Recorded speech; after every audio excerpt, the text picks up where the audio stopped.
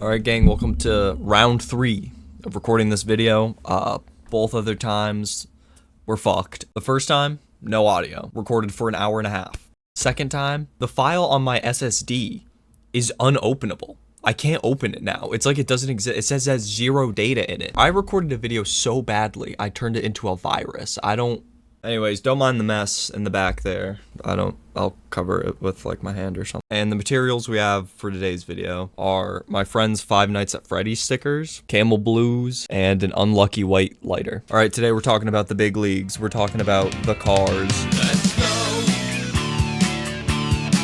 I like the nightlife, baby. She says, I like the nightlife, baby.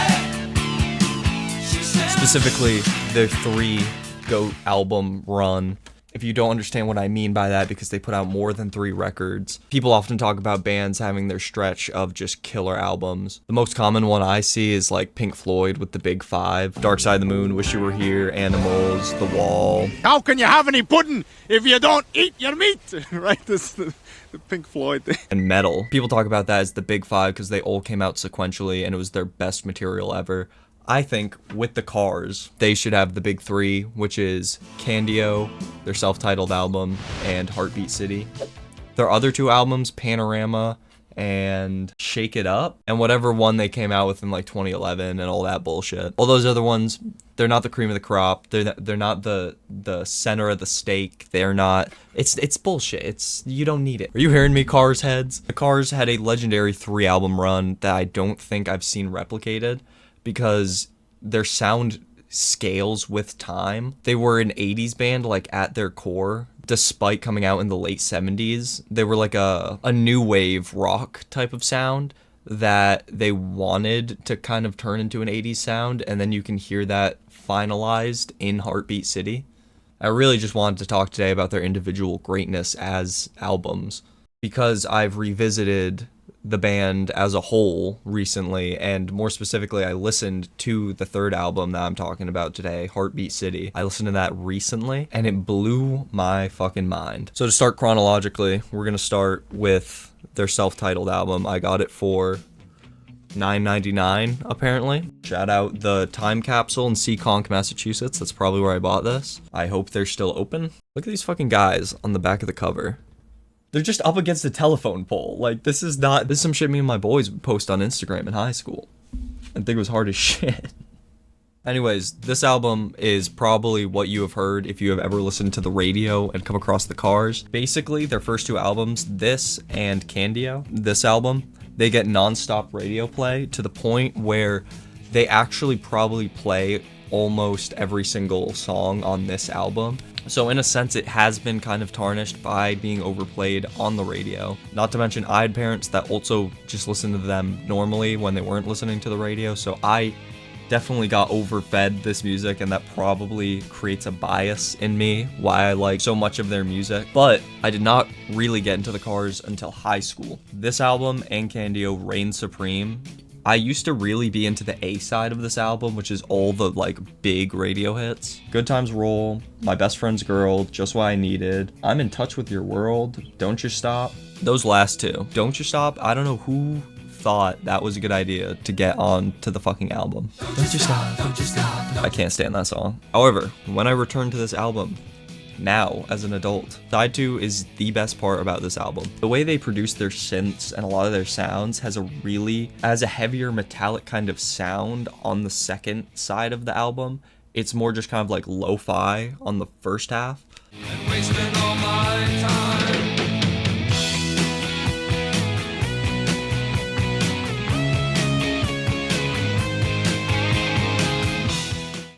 It's all mixed up.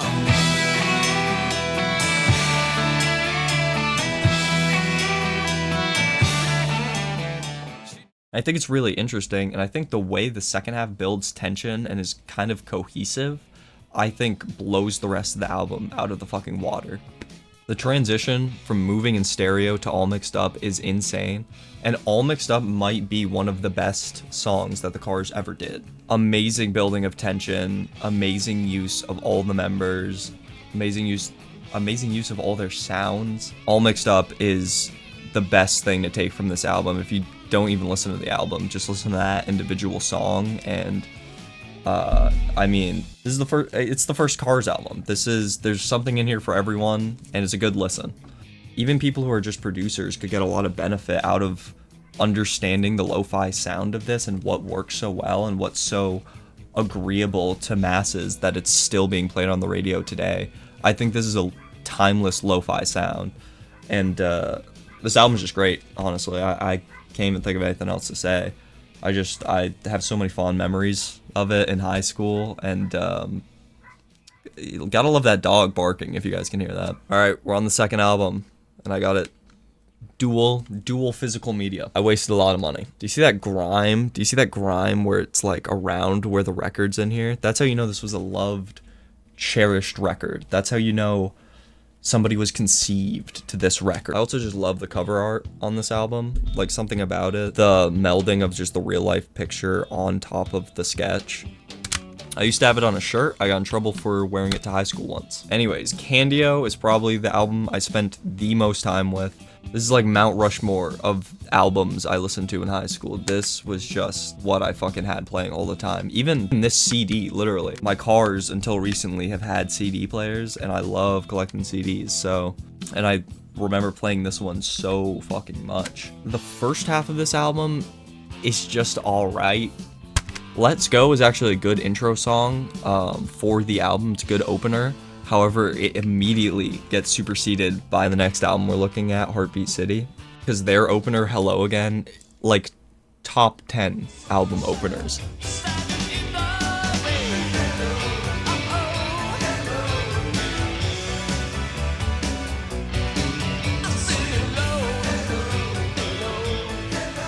You can tell it was written to be performed at concerts. But Let's Go is the prior iteration of that, and it's good, and it hits very, very similar beats. And for a long time, I've really liked the second song on this album, Since I've Held You. I remember listening to that in 2022 all the time, just like during the summer, being out and about with my friends. And there's something about that song that it just has a good pace. It's not too long. It doesn't overstay its welcome. It's solid. It's super solid. Not the greatest, craziest thing they've ever done, but I think that's just a good all-rounder that they've done. And then the second side is where all the heat is, as per usual with these guys. Candio, Night Spots, You Can't Hold On Too Long, Lust for Kicks, Got a Lot in My Head, Dangerous Type. Some of those I could take or leave, like You Can't Hold On Too Long, or even... I personally could take or leave Candio, but it's the core of the album. This album's obviously about a person or an amalgamation of people and different relationships and stuff like that. So you need Candio to be there, but the song itself it's okay for me. Night Spots is where the Cars kick in to like their sound. That's when they like fully settle in to their sound. That song's so fucking good. But no, just shit like that. Making my biases very clear to these albums. I grew up with them, but I think they hold merit on their own. Specifically these three, the Cars did have their misses. The Panorama and Shake It Up, I would go as far to say are misses. I know people who like them. My dad actually likes Panorama a lot. I just can't do it. I hate the sound of them. But again, it comes back with those last two songs. Got a Lot in My Head is actually it has like a little good like groove, like a little good rhythm or whatever. And the album caps off with Dangerous Type, which, beast of a song, banger. That's one of the songs I listen to the most off of this album. Again, just like a good, solid all-rounder. Not the best album closer, I would say, but it is a banger song, and it's fine enough to end the album. Because it fucking slaps. It just doesn't hit the peaks of the ending of their self-titled album. The last two songs kind of fading into each other and being like a little similar and having that like weight to them. But I just have a love and a bias to this album, even if I guess technically on an objective level I would probably rate it lower than the self-titled album. Next up we got Heartbeat City If you're wondering why I'm doing the picture, it's because I don't have it on physical media, unfortunately. I have this. I have the Cars Greatest Hits on cassette. I think that has a couple songs from Heartbeat City on it, but not any of the ones I like. Heartbeat City is interesting because it's where they fully give in to the 80s sound entirely, but in the best way possible. It's super overproduced. It's super sappy. They have like a slow dance type song. Sounds like some Police kind of shit, but as a full album, it is good. Probably one of the best of that particular 80s sound that I've heard. Oh, what the fuck? I wish I did have this one on physical media because the cover is insane. The cover is like the penultimate cover of what the Cars were doing. It's genuinely an amazing piece of artwork, honestly. Again, the car on the cover, but you have these two giant stars almost it kind of like matches to me with the green of the car as well as the border of the album itself. If you add it physically, you can kind of see it better. But then beyond that, the random like gears and wood that are getting they add like dimension to the picture because there's a giant neon line just coming right through it. It adds like space to the piece. It's so cool. And of course you have the crazy, you gotta have the woman. It's the car and the woman. You have to have that if you want to be a real Cars album. As well, in the background, they kind of have these like 2000s almost kind of like lines, like, and I think it's so interesting. This cover is like actually a great piece of art. Anyways, to get to the actual point of the fucking album, which is the music. Like I said before, Heartbeat City took the nosedive into the trenches of the 80s sound, but in the best way possible. You start the album off by Hello Again, and that is, I love that fucking song so much. The insane sounds after their, first of all, on the voices, they have this weird effect that's like super breathy.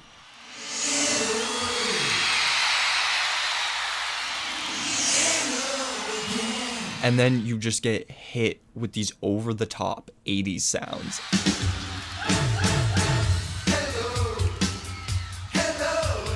Because again, I know there are people who, like, deep within their soul hate that 80s production because of how it was, like, everywhere and everything started to sound the same. I get it. But also the, whatever they had set for the keyboard, like, it's almost like Transylvanian, like some, like, horror movie, like, dun, dun, dun, dun, dun, dun. It makes it sound super, like, urgent. Now people are mowing lawns. I don't know if you guys can hear that. Now these motherfuckers are mowing lawns out here. Can't fucking record a video for shit. Anyways, the next song is Looking for Love. That one fucking sucks. Take it or leave it. I know I said it's a no skip album. I technically don't really skip it that often, but I just do not care for it. Then there's Magic. I feel like everybody's heard this song. This was either really popular on the radio or in like, I feel like 2010s movies trailers use this song a lot. Or like, I feel like I would have seen it in like Grown Ups or some shit. That one's a pretty standard 80s affair, but it's really good. It's a really good single. Up next, we got Drive, which is like, I can't imagine how many 80s high schools had this playing at the prom. This must have been played at like every single prom when this album came out. This is the most schlocky, like 80s slow dance, like made for teenagers song I've ever heard. And the worst part is they do kind of do a good job at it. This song exists, and other artists have made it. And there are sound-alikes, lyric-alikes. Like, this song is not that special. It exists already, but it's a very good variation of this existing song formula that was very popular in the 80s. So I don't mind it that much. I think it's alright. I can see how somebody would be annoyed at that song though. Now what's interesting to me is the next song, Stranger Eyes. I'm looking at Spotify right now. It's the least listened to song on the album, or one of them. I think Looking for Love is actually worse. Thank God, because that one fucking sucks. But Stranger Eyes is like a good song, and it's the best vocal performance of their vocalist. Straight up. He goes crazy on this track, and I like that like thumping beat that it persists throughout the song, and I love the high energy of it. It sucks that nobody really talks about it. It's a great track. But then you're greeted with the exact opposite of what I just described. Everybody talks about this song. It's played on the fucking radio. You might think I'm crazy, This song fucking blows, dude. Why is this the most popular song from this album? This song blows. This is my only skip on the album. I hate this song. It's legit probably one of their worst ones other than... Oh, I guess I didn't mention this. On Candio, there is a skip. Yeah, so Candio, Double Life transitions into Shooby-Doo, which transitions into Candio. Shooby-Doo is a bad transition song. I've heard good transition songs. I've heard whatever transition songs. This one fucking sucks. When I think of a good transition song, I think of like Round and Round is just a transition song, but it has like a good like dun dun. It should feel like you're in an elevator waiting for the next piece, but in the best way possible. They don't do this. These guys didn't do that shit. Yeah, so that's the worst song on that album. That's the skip there. But on Heartbeat City, you might think I'm crazy. Big skip. Big fucking skip. And then you get to kind of like the sappy 80s songs. It's Not the Night. Why Can't I Have You? It's Not the Night. It's alright. It's whatever. I'll listen to it sometimes when I listen to the record, but I wouldn't go as far as say it's a skip. It's a pretty decent song. Why Can't I Have You? Very good. Very, very good song. Probably one of their best sappy kind of songs. I really love their chorus, like the harmonization of the backing vocalists. Something about the sound of that one like is really like strained and genuine, and I appreciate the sound that is more of an evolution on top of that 80s production rather than just basking in it. Why can't I have you? You're breaking my heart in two.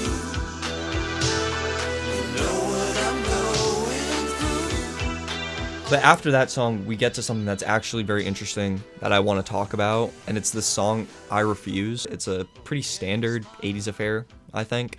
The song is like it's okay, it's good. But the Cars have released their expanded and deluxe editions of Heartbeat City, which adds back all their demos and all that stuff. And I listened to the demo for this song, I Refuse. And if they kept that song the exact way they did during the demo, I think it would be a better song on the album. The demo version of this song has a very interesting like mystique to it that I can't describe. It's very unique and I think it's very cool. It would have been cool to have this extra dimension in the album, and it would have fit with the next song, which is Heartbeat City. It's the album song. I think it would have been a good setup because that song is also big and heavy on the world building and the kind of like desolation almost kind of feeling. So having a mystery kind of sounding song prior to that would fit very well. So this is the regular normal version of the song. Baby, I refuse. I do refuse. You can pick the choose. I do refuse. Find nobody else to use. I do refuse. 'Cause I refuse to come along. It's fine. It's okay. It's pretty good. 80s song. Here's the demo version of it. Oh, baby, I refuse. Oh, baby, I refuse. Find nobody else to use. 'Cause I refuse to come along. Something about those guitar tones, it's so interesting. That demo version is the better version of this song, and I wish they kept it. But I'm at least happy that we got the demo of it because that's one of the songs I take away from this album. That demo version, I'd probably listen to that as much as like Hello Again. But not to delay too much longer, the last song, the album's named after, Heartbeat City. It's pretty good. A little underwhelming, but it's a good song, and I do play it more than some of the other songs on this album. I wouldn't put it on the same level as that self-titled first album's ending, but it's a better ending than Candio, I think. Even though I don't like the song itself as much as Dangerous Type. But yeah, that was the big three. That was the big three of the Cars. I love this band, and when I listened to Heartbeat City, I was at work, and I put it on thinking it was going to be like mediocre and not that good because I'd skipped through their last two albums, Panorama and Shake It Up. I'd skipped through them and I didn't really like them. So I just turned on this album and I wanted to see if it was actually going to be something good that I can listen to the whole way through. Obviously, Hello Again shocked me because it's a fucking banging track. But then the album kept going, and I was just so pleasantly surprised with the fact that this band that I'd listened to and loved in high school still had something great and unique to offer me as an adult out in the real world working a bullshit blue-collar job. I think there was something that really made me happy in that fact, and it really blew me away, the quality of this third album. So I think everybody should give The Cars a listen. So yeah, I'm grateful for these guys' music. They're what I cut my teeth on. So if I can share any of it to anyone at all, that would be great, because I feel like some of these old people bands just get swept under the rug because it's hard to differentiate quality because the boomers are fucking stupid and they can't. So everything's on the same level. Like you have Motley Crue being compared to like Nirvana or some stupid shit. Like they're out here really putting together apples and oranges in the same basket. Like, but when they do that, gems like these get hidden under the fact that it's old head music or whatever. It's like trapped in a certain time period when there is genuine greatness to certain hidden boomer generation kind of gems. Hopefully you guys can get as much joy out of these guys as I can. And yeah, that's pretty much it. See ya.